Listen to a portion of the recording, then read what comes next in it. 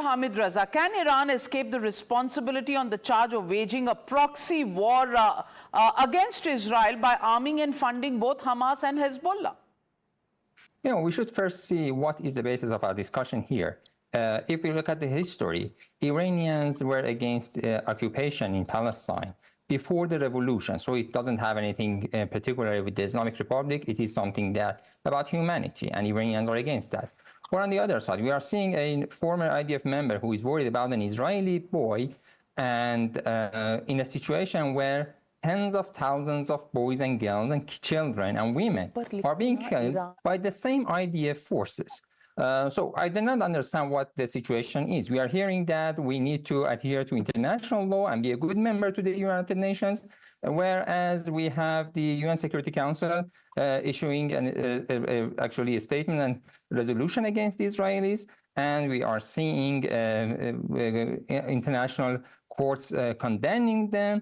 And we know that according to UN Charter, Iran was actually had all the rights to attack Israel in response to what happened in Tehran. Clearly, if the battle lines are so sharply defined, there can't be middle ground as stated by Mr. Rubinstein. But Yousef Mohamed, the question tonight is, can there be a de-escalation in the region, yes or no? Because that's what the world is looking at.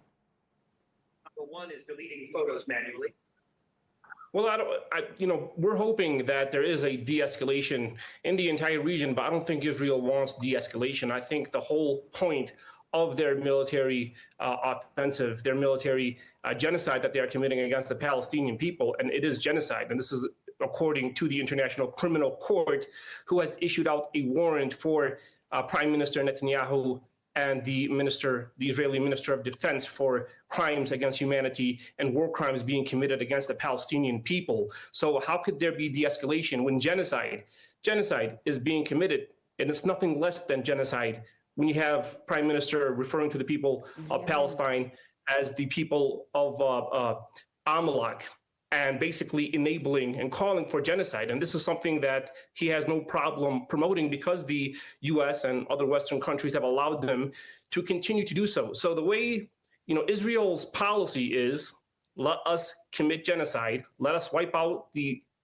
people of Palestine, and no one should stop us. Nobody should raise a single finger to try to stop us from doing what we are doing. And this just doesn't Sebastian Gorka, Dr. Sebastian Gorka, is it as simple as that? Is the definition in this case of Iran being the victim or Yemen and Lebanon being the victims while Israel is the aggressor, is that the only interpretation of this situation? Well, if you're a moron or if you work with the jihadists, absolutely. Let's be very clear here, to all respect to the ambassador. There's nothing complicated or nuanced about this. Every conflict in the region, and even on the streets of Delhi or on the streets of, New York in 9/11 or Manchester or London, is explained by one thing. This is a civilizational war. Civilization versus the barbarians. It's very simple. Whether it's the Palestinian Authority, whether it's the mullahocracy in Tehran, whether it's Hezbollah, Hamas, whether it's the Houthis, they are the barbarians, and they must be destroyed, and anyone who supports them must be destroyed. Everyone else just wants to live in peace. If the region, if the Arabs put down their weapons, there would be peace. If Israel put down her weapons, Israel would cease to exist. This is a civilizational war. Diplomacy is irrelevant when the other side is teaching their children to kill Jews, to kill Christians, to kill Hindus. This is civilizational war, nothing else. Well, it is a civilizational war. It is an existential war.